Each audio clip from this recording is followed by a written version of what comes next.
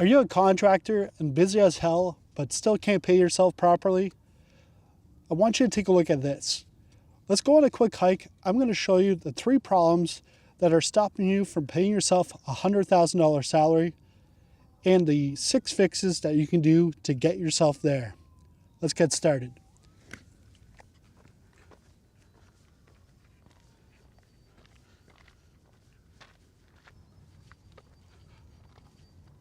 Most contractors think the answer is more leads, more quotes, more jobs, more crew, but more work doesn't fix a broken business.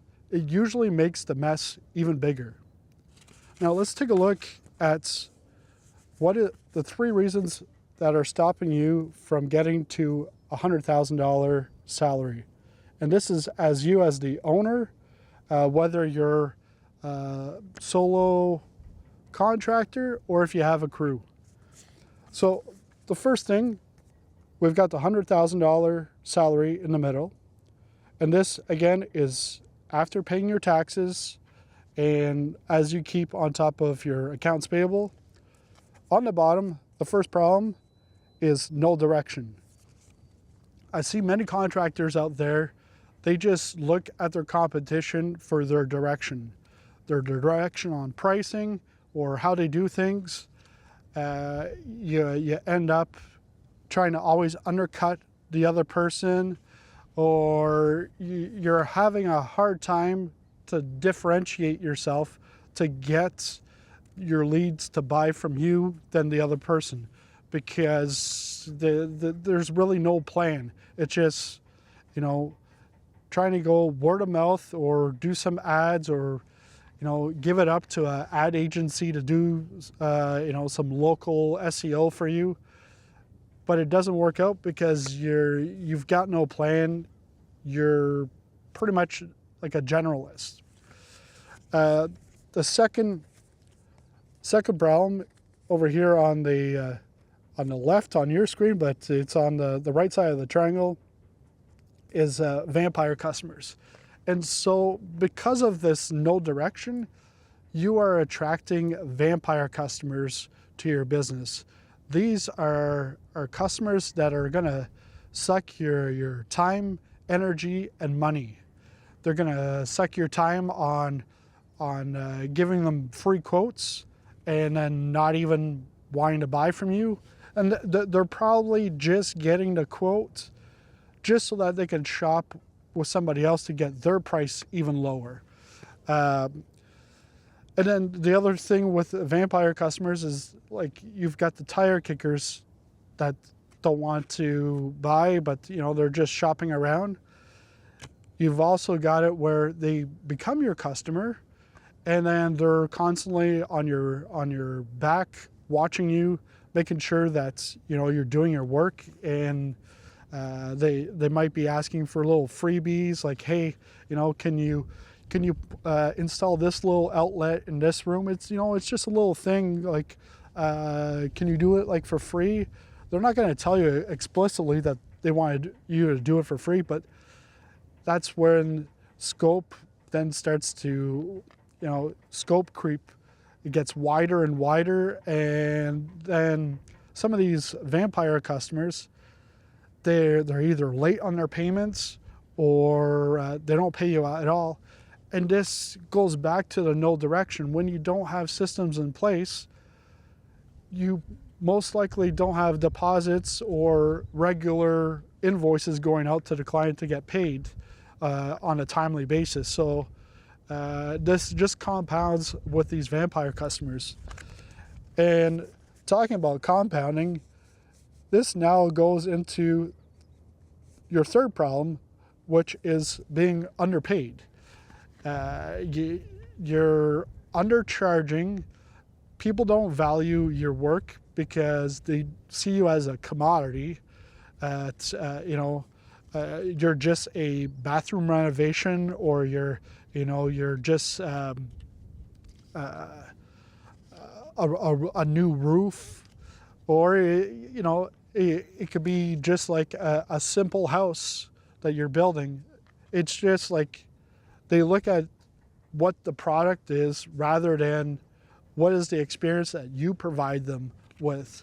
So we're going to continue on this hike, and I'm going to show you the 6 things that you can fix in your business, and that will get you to the $100,000 salary and above. Let's keep on. And right back there, that is the Atlantic Ocean. So it's really nice here, where it's a massive wilderness park with hiking trails for mountain biking and hiking. But we'll continue on, and we'll get these fixes in just a moment here.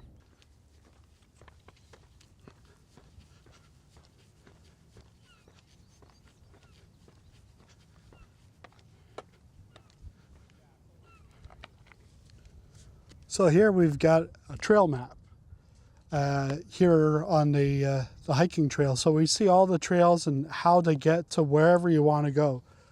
Now let's talk about your business as a contractor. We've got a trail map right here, how to get yourself to a $100,000 salary.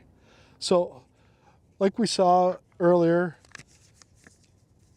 we still have the $100,000 salary in the middle. On the bottom, you were pretty much no direction. Now we've got a direct path. This is the first step, having a direct path. Know your numbers and know your plan. Then on the left side of the triangle, we've got, instead of vampire customers, we've got ideal clients. So what we want to do is we want to figure out our niche and the transformation we provide to our customers, and then how to attract them. And then on the other side, now on the right side, it's where you're underpaid. Instead, we're going to create a irresistible offer, and the actions we need to take there is to package your offer and then to price for value. So that's what we're going to do over the next couple of minutes. We're going to unpack this just to show you how you can get to a $100,000 salary and counter those 3 problems that you've been facing in your business. Let's go.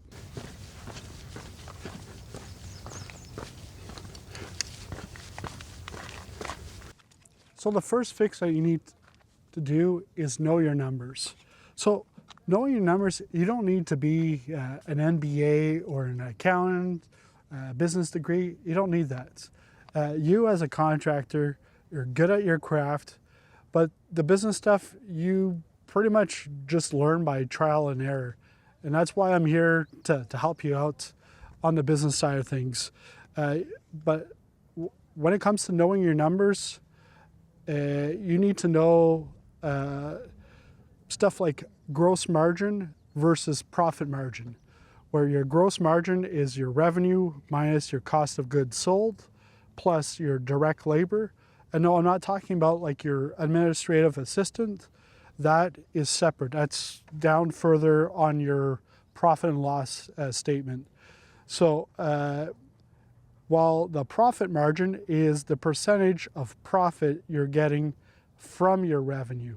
So your revenue does not equal profit, and your revenue doesn't equal your bank balance either. But some of the main things that you need to know is the cost to run your business every month. How much revenue does your business need in order to support a $100,000 salary from you? And that's beyond what you're paying your subs or your crew. And how many jobs are needed in order to support, to get to that revenue? Because if you're doing lots of tiny jobs, it's gonna, you're gonna have to do a lot more jobs just to get to the same result, rather than doing bigger jobs or higher paying jobs and get to that revenue goal a lot quicker.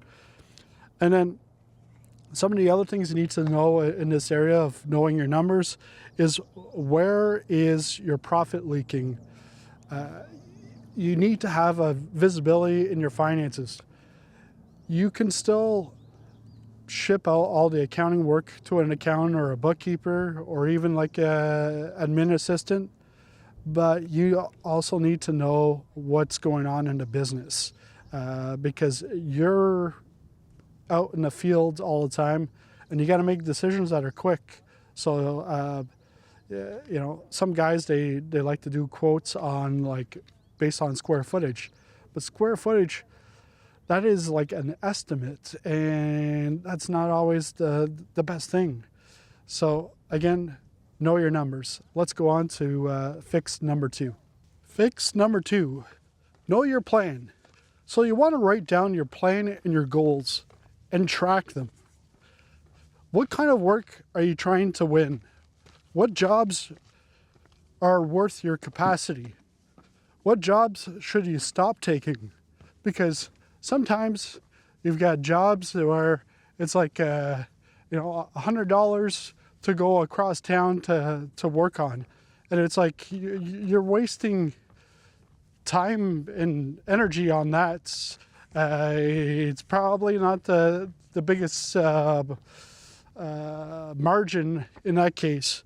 How many jobs can you handle actually without chaos?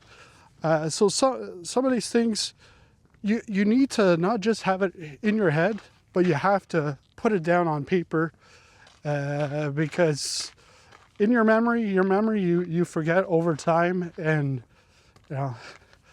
you're back to trying to run your business by the seat of your pants. So fix number 3 is to know your niche and the transformation you provide your ideal clients. And this, it means being clear on who you serve best and what jobs you do best. You might be an electrician, and yes, you can do a lot of things electrical, but what jobs do you enjoy the most? Which jobs provide the highest margin? And which jobs you actually love working with those clients? Because you can do a job that you like, it pays well, but then you hate the type of customers that attracts those vampire customers that are, watching your back all the time, that kind of stuff. So that's how you can pick any type of niche that you want, whether like for electrical, you can do just EV installs, like the EV charger installs, or you can be doing pull-throughs for new homes, or maybe it's luxury custom homes. But if you're like a general contractor, well, there's so many things that you can do, but you can hone into one specific type of job or one specific type of customer, or you can do the two together, specific type of job and a specific type of client. So where it's like maybe you only deal with new homeowners, or maybe you deal with just the affluent. And it all depends on your markets. If you're in like a small town, well, it's tougher to then do the two together.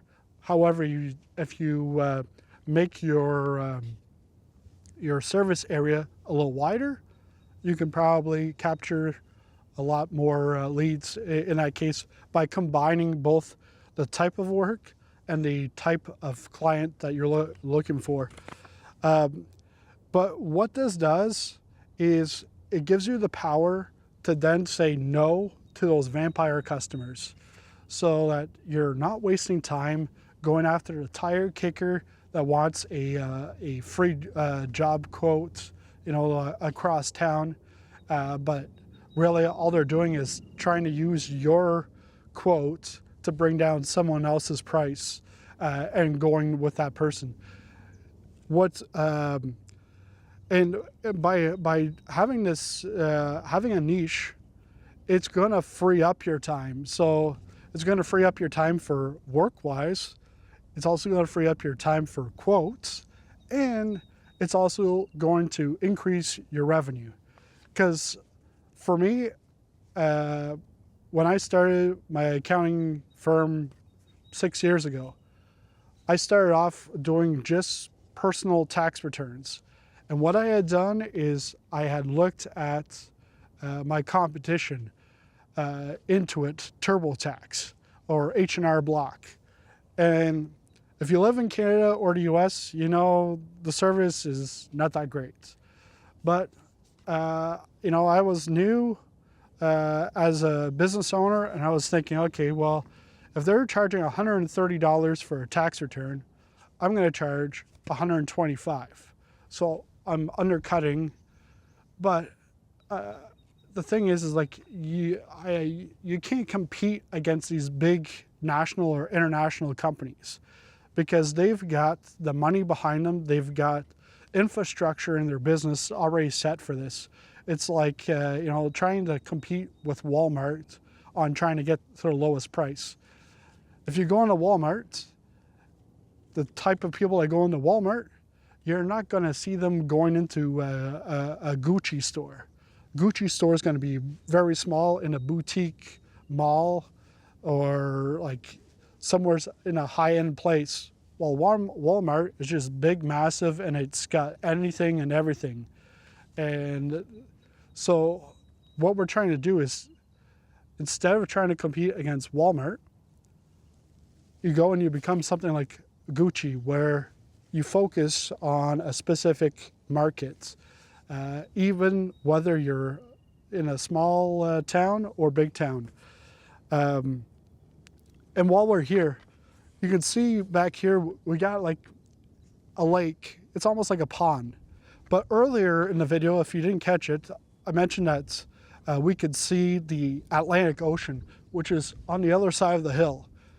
But when you're competing, you know, in your field, you're pretty much like in the ocean. You're in the ocean because you've got many competitors, and then there's plenty of leads out there. But the thing is not all leads are good, and you've also got sharks in the water. Sharks that's whether they're the vampire customers, or it could be competitors that are just wanting to undercut you. Because I've seen it on LinkedIn where you've got guys saying no job too big, no job too small. For ABC Contracting, we do it all. Well, they're panning out to the masses, and then that same guy is then saying, hey, I will, if you get a quote from somebody else, I will match that quote and beat it by 10%. Then 3 days later, like on the third day, he's posting about that he's hiring and that he's going to give you 10% more than what you were getting paid from your previous employer. And you're like, where the hell is the profit in that? You're just cutting yourself on both sides. And then the day after that, it's a post of him down in Mexico in the wintertime, you know, having a vacation. And I'm thinking, yeah, he's trying to make himself look successful, but in essence, he's probably got piles of debt, behind, disorganized, behind on taxes, and that's really not what you want. So going on to, we're going to just stay here for this fourth fix, which is attracting those ideal clients. So once you've got that niche, then you need to understand their pain and frustration. What is the pain that they're going through right now?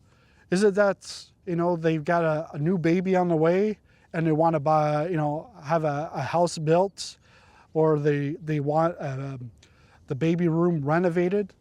Or it could be that someone's got some leaky pipes or a pipe just burst, and they need emergency plumbing help right away. So understanding when you're constantly dealing with the same type of problems and with the same type of clients, you get to understand their pain and frustration, and then how your responsibility is to then show them how you can solve their problem. So I want to ask you a question. Let's say there was some bass fish in this lake. I have no clue. To me, I think there's nothing in this lake, but let's say there was some bass. Would it be better to catch a bass in this little pond, or would you rather go on the other side of the hill and into the ocean and go try to find bass? And that's where learning how to attract your ideal clients, knowing their pains and frustrations, but also their aspirations, what they want, what's their wishes. You can help them to get over those problems, to getting that new baby room all renovated, nicely fixed up, just in time for the arrival, or doing that emergency fix with the plumbing. The bigger the problem, the more they're willing to pay. But if you can say, this is the type of jobs, like I only do this job, and this job, or I only deal with this type of client, then it's a lot easier to go find them, because you know who they are, again, their frustrations and aspirations, but also where do they hang out. So it's a lot easier to attract them. And the more you do the same thing, the more efficient you become, the more you become known for that specific type of work.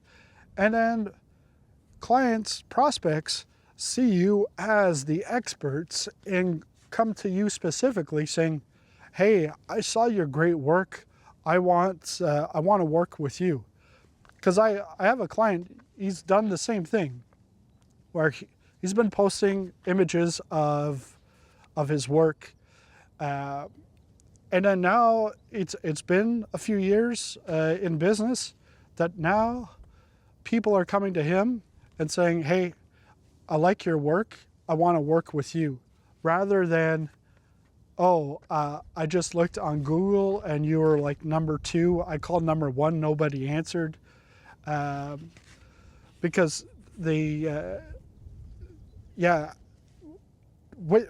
you have like a heart attack, I know, hopefully you've never had one, I've never had one, but if you have a heart attack, do you want to go to your general practitioner, your family doctor, to get a stent put in to like relieve this heart attack? No, you want to go to the emergency room. You want to see a cardiologist. You want to see a specialist. And that's where, when you start to niche down, you then can attract these ideal clients. Because again, prospects see you as the expert and come to you versus others with a specific reason, rather than, what's your price? Because if you're going to compete on price, well, it's pretty much random at that point. Now, let's continue on. Let's continue on with the hike, and let's go on to fix number 5 and 6 to finish this off. All right, so now we're going on to the third side of the triangle, and that is to create an irresistible offer.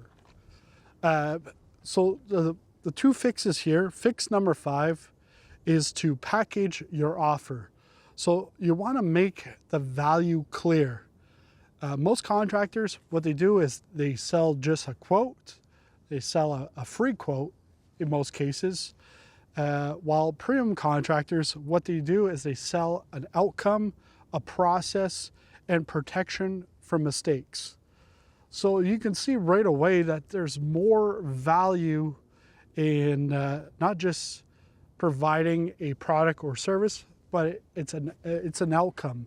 Being able to welcome your new baby in their new room, all prepared for them, or getting rid of the headaches of like bad plumbing or like broken pipes.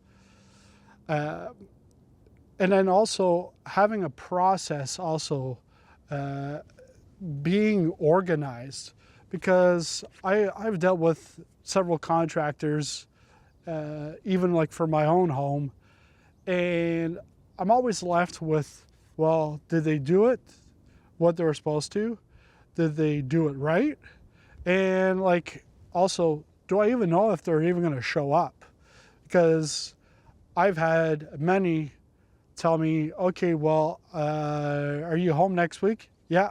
Okay, I'll drop by next week. Well, then next week never happens. Nobody says anything. Or I've had one HVAC guy say, I'll be there either Thursday or Friday. And then Friday afternoon, well, I've had to cancel an appointment so that I could be available to open the door. And he never showed up. He never even said that he wasn't even going to show up. So that's where people, they want an outcome, they want a process, and they also want some protection for mistakes. So like if you made a mistake, they want you to come back and take ownership and fix it. Where a lot of contractors, that doesn't happen. And you're in an industry where there's low trust because lots of people have been burned from contractors. So you have to not just market yourself differently and build that trust before they say yes to hiring you versus somebody else. You have to build that trust. And if you have a process, it's a lot better, because with that process, you then know exactly what's going to happen at what time. The client also knows exactly. So then you can have processes in place where you've got a deposit, and then at milestones or every month or every 2 weeks, there's a payment, and it's like all automated. And who cares if you have to pay 3% or 4% to Visa? It's like people then think, oh yeah, but I could do it myself for free.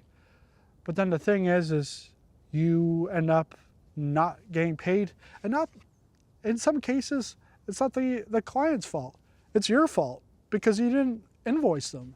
Because I have a client where she does like batch invoicing for all her home decor customers, and it's like, why not as soon as it's done, or even better, if you have like a fixed price instead of by the hour. Because the thing is the more you become efficient at your job, you're going to want to say, no, I'm not going to charge any more by the hour, because if it took me 4 hours to do something the first time, but then now that's like the type of work that you always do, and now it takes you 2 hours, why should you be charging for 2 hours rather than the 4 hours? Like, it doesn't make any sense. Like, you're shortcutting yourself, because it's almost as bad as a discount kind of thing. But when you're packaging the offer, you're not selling a product. You're not selling just that new baby room or that emergency pipe fixes. You're selling an experience, and that's where the outcome, a process, and then also the protection from mistakes. So this helps you stop giving away parts of your process for free. And it keeps you organized. Now let's keep on going. We're going to make our way down to this lake or pond, whatever you want to call it. We'll get to fix number 6, and then we'll wrap things up. Let's go.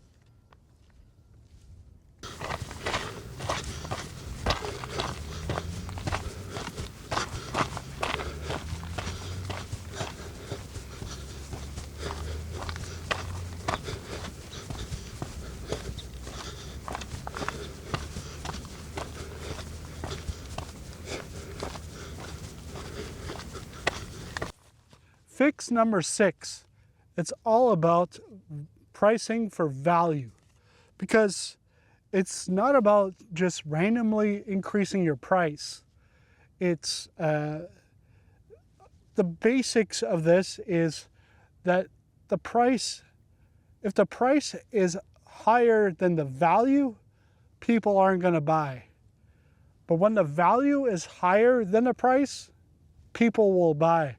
And the more value there is compared to the price, the more people are going to want to buy. So like, and that's the importance of why you need to niche your business so that you can attract ideal clients. Because by knowing that, you're going to understand what they actually value, because people value things differently. You know, right now, I'm valuing this rock right now because I can sit on it. I can rest after being out here for like an hour and a half or so. But if I was at home sitting in front of the TV and you said, oh, you want to sit on this rock? I'd be like, no, I'm more comfortable in my couch. See, like just that alone is just showing the different value, where it's like, I want a bedroom renovation, but I want it done cheaply. But you know, it doesn't have to be right now. It could be in 6 months from now. Well, they're not going to really value that. While if you hear somebody saying, "Hey, pipe just burst," well, they want that fixed right away. They can't wait 6 months. And back to the baby room. Let's say that baby is coming in 3 months. Well, there's more of a urgency to that than the one that just wants you know, just a bedroom renovation at some point, sometime. So and that's why, again, you need to understand their pains, their frustrations, their aspirations, their wants, so that you can go after that and tell them how you can solve their problem, and to also provide them with an experience, not just, oh, here's a rock. It's more so like, do you want a rock by a lake where you can go fishing? Here it is. So the thing is that someone can always find cheaper, but that doesn't have to be you anymore. So let's take a moment, let's wrap things up. Let's review the 3 problems that are stopping you from getting to a $100,000 salary in your construction business, and then the 6 things that you can fix to get you there. All right, let's wrap things up here. So why do contractors, what are the 3 problems that are stopping them from getting to a $100,000 salary? Again, we've got no direction on the bottom, vampire customers that suck your time, energy, and money. And then we've got underpaid. So that's why you're not able to make the money that you can. And we've got the fix that we've already gone through. So if we look at that triangle, now we replace the no direction with a direct path by knowing your numbers and knowing your plan. Then the vampire customers, we repel those and we go to attract ideal clients. Clients that are willing to pay you a premium, that want to come to you specifically to help them with their problem. And that you have to do, you have to niche down your work or your client base and think about the transformation that you provide. You also want to understand their frustrations, their pains, their aspirations, their wants, and where do they hang out, because that's going to help you to attract them. And it's like, again, back to the fishing part, where you can go to a pond like this and, you know, try to go fishing. But if you don't know the area, you don't even know what type of fish are in here, you want to know specifically what you want to catch, where it is, and what bait does that fish eat. Because, you know, if you go with a fly, you're not going to catch a shark. And if, you know, if you put a bloody tuna in there, I feel like I'm in a war zone, but it's just a demolition. You guys understand that. But if you put like a dead tuna with like all bloodied up, you're not going to catch a bass. You got to know the baits. What is your ideal client? What do they want? Then we've got to, once you know that, you're then going to want to create an irresistible offer and package your offer and price that for value. Again, it's not just increasing your prices randomly, but knowing your numbers, knowing your plan, knowing your ideal client, how to attract them and package your offer, then you know how to price for value. And all of this, I help my clients in a program that I call Nail It. It's a 84-day program, 3 months to be exact. And that's where I can help you. Got some training, but we also have hands-on where you can work with me to improve your business and to get you to that $100,000 salary. So if you're interested in that, go over to Instagram and send me a message, Nail It, and then I can send you some docs that way. Or you can check the links below this video, and we'll talk soon. See you in the next video.